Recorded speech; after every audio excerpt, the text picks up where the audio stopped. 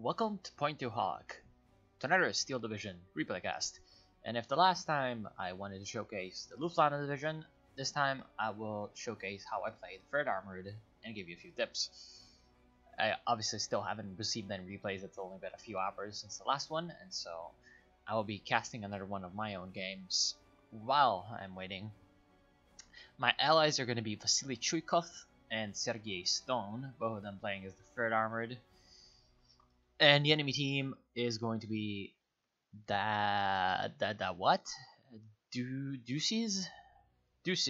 playing as the Lufthansa, Katjalven playing as the Lufthansa, and my direct opponent Stenman playing as the 12th SS. So the two armored divisions fighting it out. Now the 12th SS has a few strengths over the 3rd Armored, mostly the late game, but in the early game, it is vulnerable. So what I decide to do is I decide to go with, let's slow it down. I decide to go with a lot of infantry. There's 2 armored riflemen here, an armored rifleman leader, a recon, another recon, 2 more riflemen on this flank, along with another jeep with a recon unit, and then I decide to bring in 2 Shermans. And I believe I also have a P-37, or P-38, sorry, fighter bomber. So it is very heavily focused on, my build is very heavily focused on pushing early. Now, my opponents, interestingly, have decided to deploy with a lot of people on the right flank, and then only 1 person on the left flank, but on the extreme left, instead of spreading his forces out. Now, playing with brain. My friends appear to be going for a more balanced build order. There you have a few M8s, Command Stuart, Jeeps, few Riflemen, and then another Command Stuart, and for Sherman, Command M20. So Chuikov going for a lot of command units, whereas Sergei Stone going with a lot of infantry, an AT gun, an M8, no, that's actually an M20, M8, and 2 Command Stuarts. So lots of command units, lots of lighter vehicles, whereas I decide to go directly for 2 Shermans, just to be very safe that I will be able to overpower my enemy on 2 flanks. Now, I sent in my first Sherman towards the center and my second Sherman towards the right. On the right, there's a bit of a town with a few woods surrounding it where the Sherman can really excel in suppressing enemy infantry. And as you can see, my enemy is already coming in with some Opel Blitz trucks, carrying infantry, and a Command Panzer II, and a 50mm pack. So he's going to be trying to overwhelm the right side a little bit while keeping a screening force in the center, because he knows that his friend over here has deployed a ridiculous infantry line, a just very huge roadblock, which is not going to be doing much because my friend is also playing defensively in the center. So not a lot of action there, and I decide to bring in my fighter bomber to do some suppression on this first Panzer Grenadier that I see, and that works out wonders. He gets completely suppressed. I also see that the enemy has some AA, namely this 251 half-track with the AA gun. However, I decide to undeterred bring in the fighter bomber for another strafing run on the Panzer Grenadiers, but they're in heavy cover, so it doesn't really do much. It doesn't even suppress them. And here comes the Panzer II.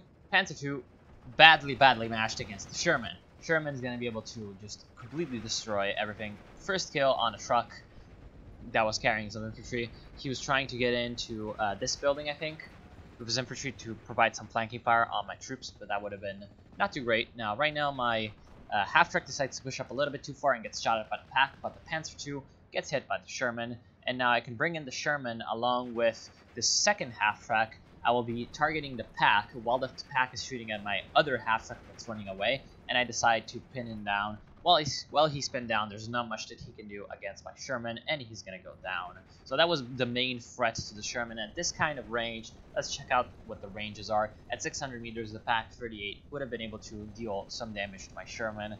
If not kill it, at least very heavily panic it. Whereas in the center, there's basically nothing that can stop my Sherman. Here comes a pack, but I will see it basically early enough.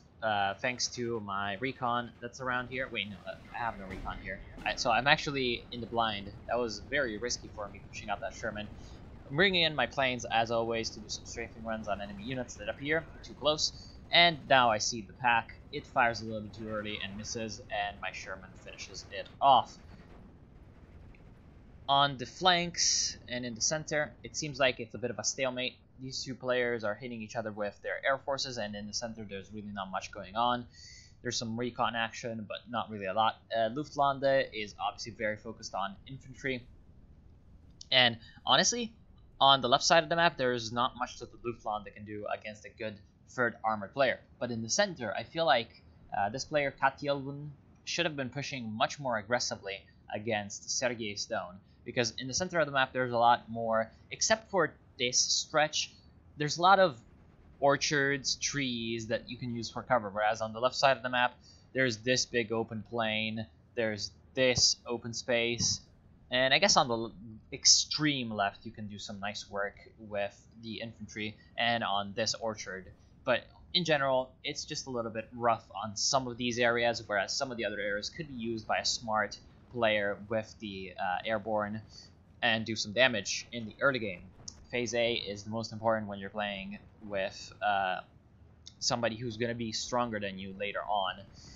For example, on my end. Now, as you can see, I've completely demolished all of Stenman's troops and forces because he was lacking the counter to my two Shermans. The two Shermans were just able to completely plow through all of the defenses. And this is exactly what I love about the Third Armored.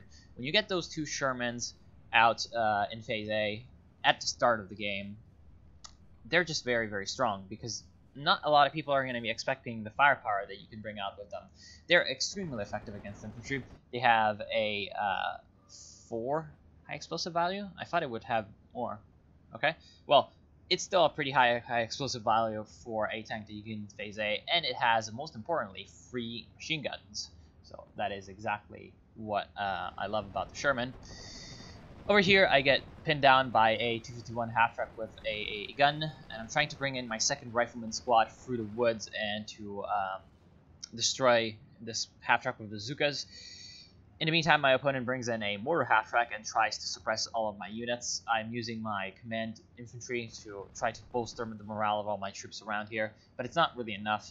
Here comes some Panzer Grenadiers. Panzer Grenadiers are very effective against the armored riflemen in a one-on-one fight, but I have the support of all my stuff around here, so that's going to be a little bit easier. I'm also bringing up some recon at the extreme flank just to help out with the spotting, and right now I'm bringing in all of my vehicles just to try to do some damage, and they're suppressed and instantly surrender.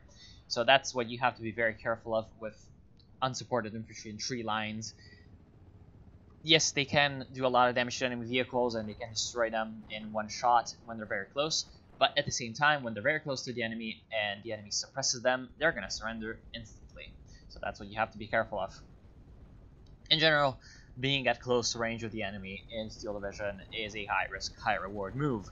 When you're charging in, you might just completely destroy the enemy like that, or you might just get completely destroyed yourself because you have nowhere to retreat to if you're too close to the enemy, and then, well, you're a little bit overextended, you lose, etc., etc. Now, they have a 222 command vehicle over here, along with the support of that mortar half-track, but there's really not much, as you can see, that my opponent has. And so I'm able to push my one half-track here just completely over, getting a lot of territory for myself, and netting my team total victory. Now, obviously, all this territory that we acquired here is kind of offset by the fact that in the center we have this bulge of... Who is this guy? Katjelvun. We have the bulge of Katjelvun, who is just holding out against both Vasily and Sergei. So both of our Russians not really having the best of time against this guy. But at this moment, as you can see, he's starting to get a little bit surrounded, and there's a lot of pressure being put in the front line against these Fallschirmjägers that he has. Fallschirmjägers are excellent infantry, some of the best that are available right now. In fact, I'm pretty certain that it is the best infantry available right now in Steel Division. And so they're going to be holding out for a long time, but with so much crossfire coming in against this line in the trees, you might have some problems. Now, Vasily Trikov brings in his Mustang and tries to do some suppressing strafing runs on the Fallschirmjägers. The enemy is bringing in some recon planes, but it's not enough. And right now, this Panzer Grenadier is holding out against my assaults, and I decide that my Sherman it's best that it doesn't get destroyed by them, so I order it to move into this area of the map. And it's going to be the end of it, as you'll see later, but it was just to make it run away from the Panzergrenadiers. Panzergrenadiers are going to get surrounded right now, and that's great because they'll take more damage to their morale. And in the meantime, I'm also bringing in my infantry forces into the flank of Katyevlin's troops. And as you can see, some of his troops are getting pinned down and are trying to retreat, but I'm cutting off their retreat path, so that's obviously not too great for them. I'm also bringing in my half-tracks. My half-tracks are going to be sort of far away enough from their infantry so that they won't get destroyed by Panzerfaust or AT grenades. And at the same time, Stenman is bringing in more forces. A Boita Firefly. We're still in Phase A. We're just about to get to Phase 2, I believe. I'm not sure why it doesn't tell you the phase. Oh no, we're actually in Phase 2. So he brings in a Boita Firefly and a 222 with some recon in it. So lots of recon for him. Some Panzerschrecks. And yeah, in fact, 2 Panzerschrecks to counter my armor, which is going to be very useful, as you'll see later. And right now, unfortunately for these Panzergrenadiers, they're in the middle of enemy territory, so any little burst from my M3 half-tracks is going to suppress them and render them worthless. So on the right side, on the extreme right, I am pushing really hard because I think to myself, well, I have a couple of squads still fairly healthy of riflemen, and I also have a Sherman that's still fairly workable, with a lot of ammunition left, in fact. And so I'm like, I can just push up. I also have some recon that I'm bringing up and a command infantry, so I'm thinking to myself that I'm pretty safe, and you should never overextend in Steel Division. As you'll soon see, there's a Panther D that comes in. So the Panther D, obviously very strong for, sorry for the low graphics by the way, this game is still not very well optimized. Yes, Panther D, very, very strong for the 12SS at this moment when the enemy has vehicles. Now, it is not the best at fighting infantry. It has 4 high explosive value and 2 machine guns, so it is okay, but it isn't exactly the best. 35 ammo supply, whereas the Sherman would have 50 supply of high explosive ammo. So that's also something that you have to take into account. It's going to be running out of ammo quicker. And right now my Sherman is pushing up, but it pushed up a little bit too far. Unfortunately, found itself in the middle of 2 Panzerschrecks. I wasn't really paying attention, and I got my Sherman destroyed. That's exactly what I shouldn't have done. I should have waited for these 2 half-tracks to come in. Always support your vehicles with infantry, and they'll be serving you much better. In fact, it would have been so good to have the Sherman alive on this flank because there is a Boita Firefly, and at this close range, the Sherman would have been able to fuck up the Firefly pretty well. In fact, if the Sherman had been alive right about here, it could have popped out and shot at the Firefly. I also am not paying attention to my infantry, and their half-tracks get completely destroyed by the Panzerschrecks, the 222, and the Fireflies, thus suppressing them while they get out, and then they're gonna be completely destroyed, unfortunately. And for Sherman's pushing up, spots the Panther and is like, nope, and I have to run away.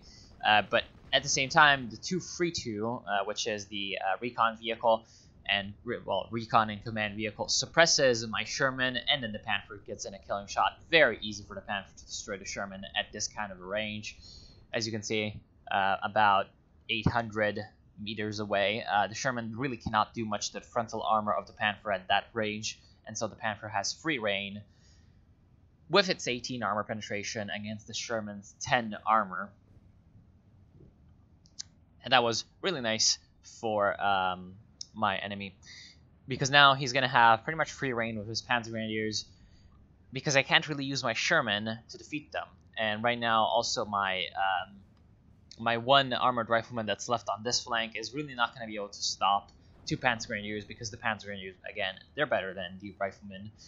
Also, with the support of the Panther, it is no contest. I should have kept them in the middle of the forest so that the Panther could not fire at them, but the Panther gets a shut off and kills 3 of them and does quite a bit of morale damage. I'm bringing in 2 P-38s to try to at least suppress 1 of these units.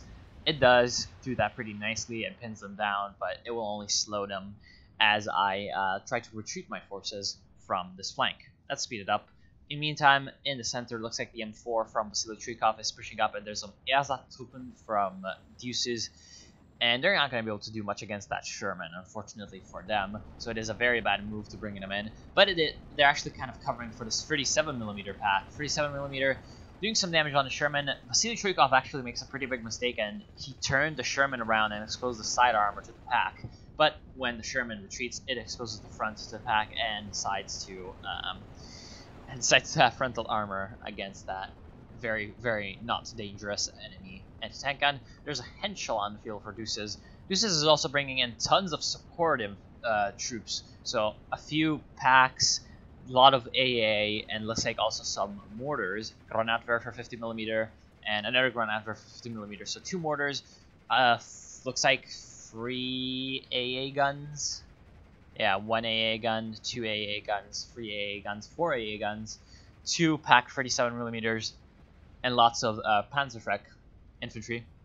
So he's going to be trying to use the support weapons to break the front line of Chuikov, except Chuikov has been shifting around. Instead of having the front line directly opposing Deuces, he has most of his forces on the flank, where the enemy is at Truppen R. So he's going to be cutting through that very, very weak underbelly that Deuces has been trying to put up to protect his flank from what he supposed would have been a weaker force.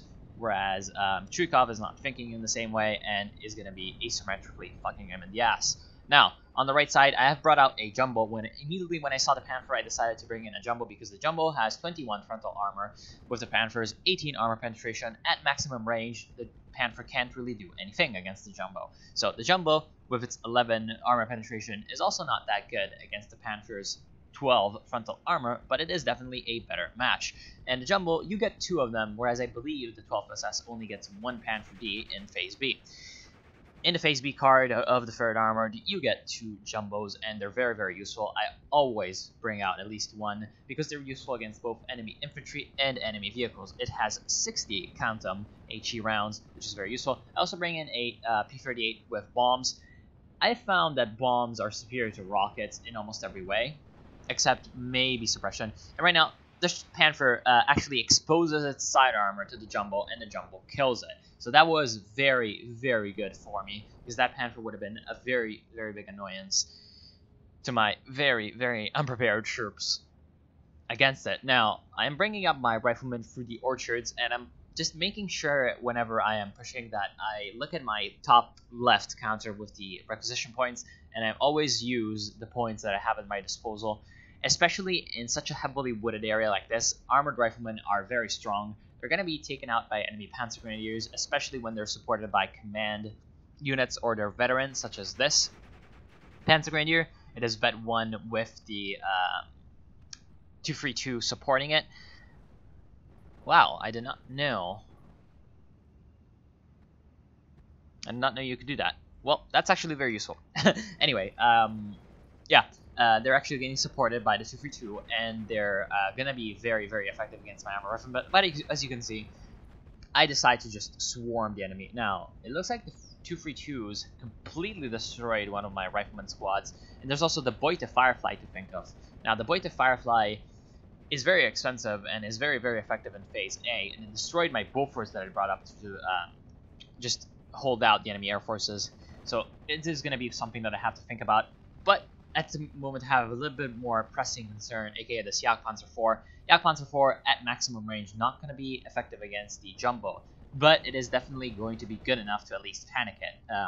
The Jagdpanzer IV is something that you always need to remember with the tank destroyers and steel divisions, that they have 1200 range on their main gun, which is much better than the 1000, which is normally on tank guns, and even the 1000 that is on AT guns. Now, let's see if I can find an AT gun, such as my 76mm. 76mm is better than most at 1200. But for example, the 57mm has 1000 range. I believe also the Pack 75mm, the Pack 40, is 1000. Maybe the Pack 40 is actually 1200. The 17 pounder is 1200. But everything else is at 1000. In fact, maybe even less. Let's see if I can find a 37mm. Pack 36, 37mm. It is 1000. Okay, no. So the 37mm, the 57mm, the 50mm, all those guys have 1000 range, whereas your regular tankosphere has 1,200. And again, my opponent decides to expose the side armor of the Jagdpanzer, and it gets destroyed by my 76mm and jumbo combination.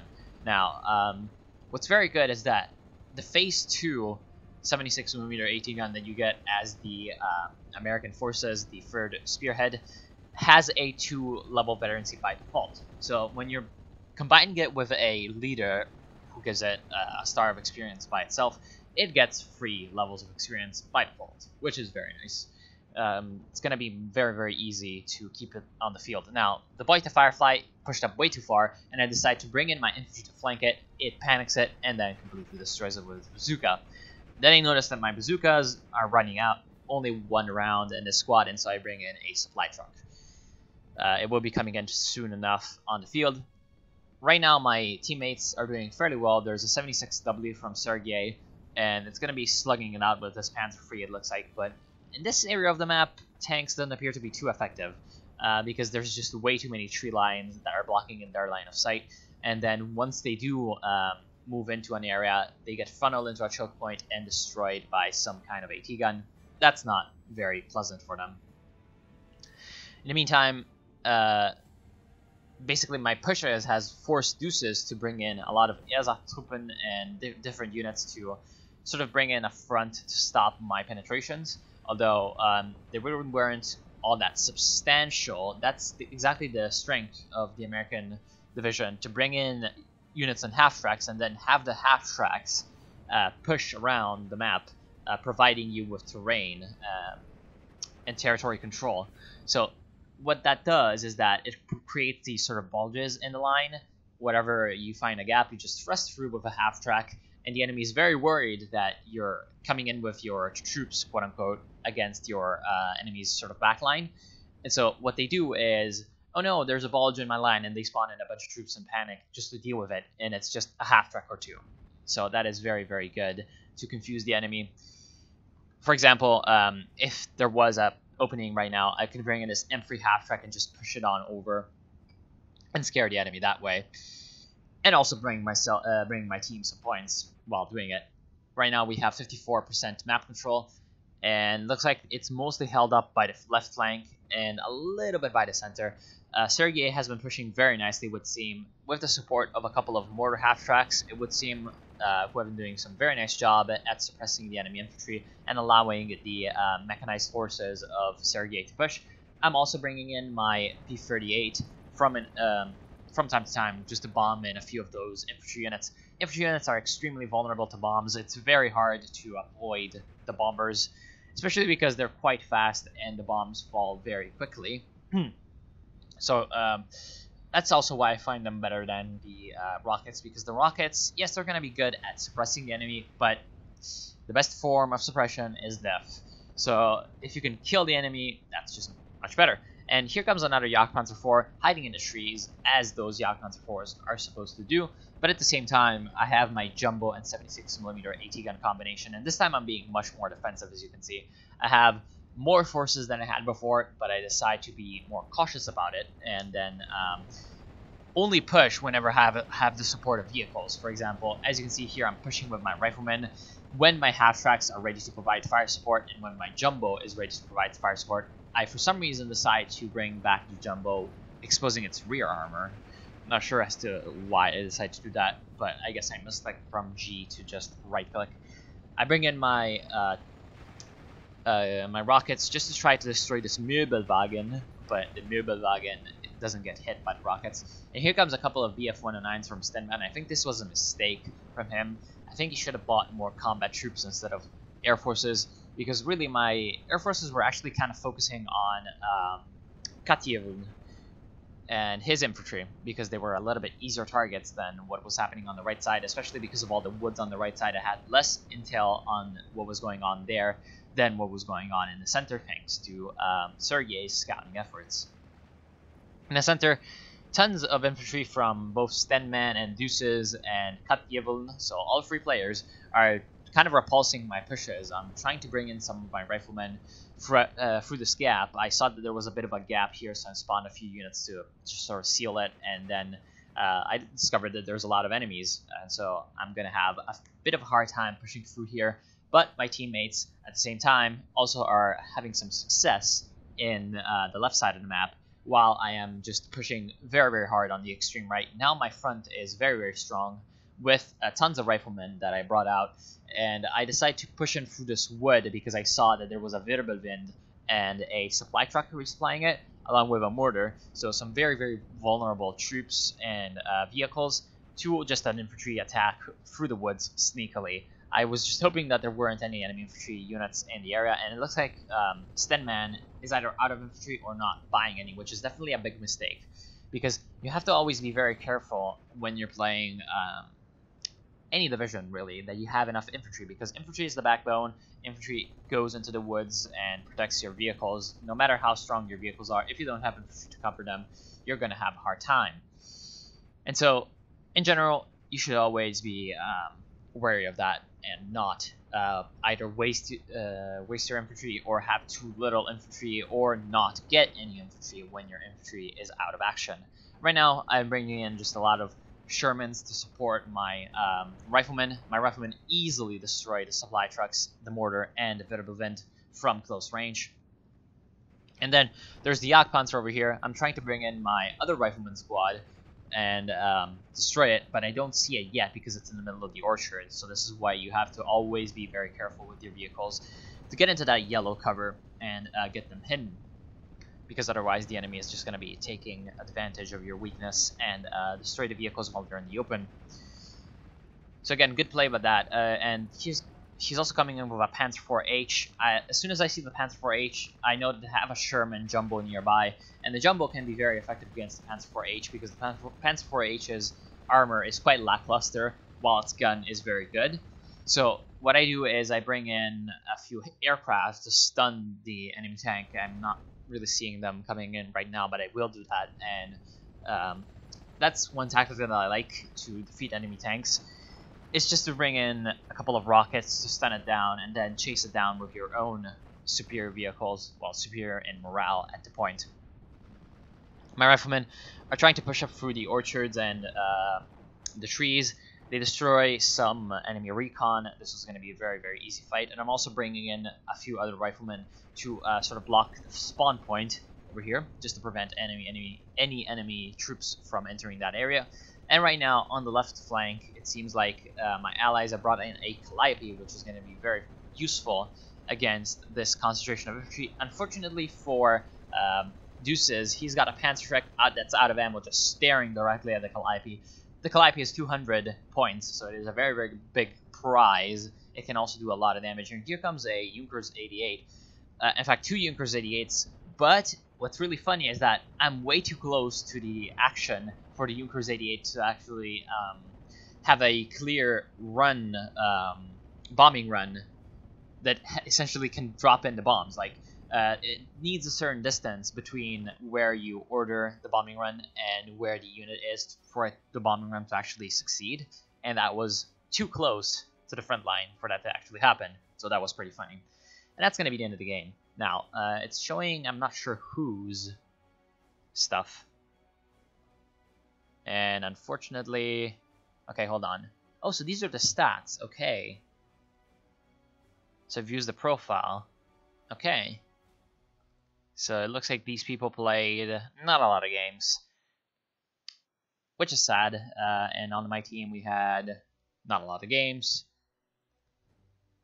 And Shrikov, please. View profile. Not a lot of games. So basically, that was why I had to do really well, because I was the most experienced person on the team. And I got a lot of kills, mostly thanks to, let's go ahead and, are we on me now? No, we're not on me. Let's see if I,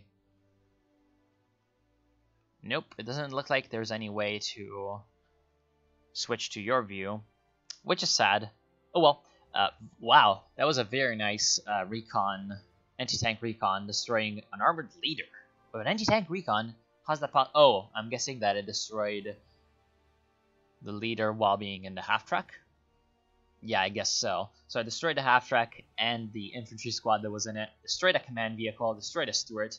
That's like 90 145, 135, 185 for 40 points. That was a really good anti-tank recon. That's why I love that unit. And look at that. Panzerschreck destroying half-track, anti-air half-track, other half-track, one of those half-tracks with an armored rifleman squad in it, an M8, and another armored rifleman squad. So that's like 90 plus 90 plus 70, so 160, 260 points for just like 30. Wow, really good plays by Deuces actually with his stuff. And another unit that did really well for Deuces is the Henschel. The Henschel can be very effective, but I kind of dislike it. So yes, I want to thank you for watching. Hope you've enjoyed this cast. Hope you've learned something to how to play the 3rd Armor Division. And I'll see you soon. As always, send me your replays, dipshits.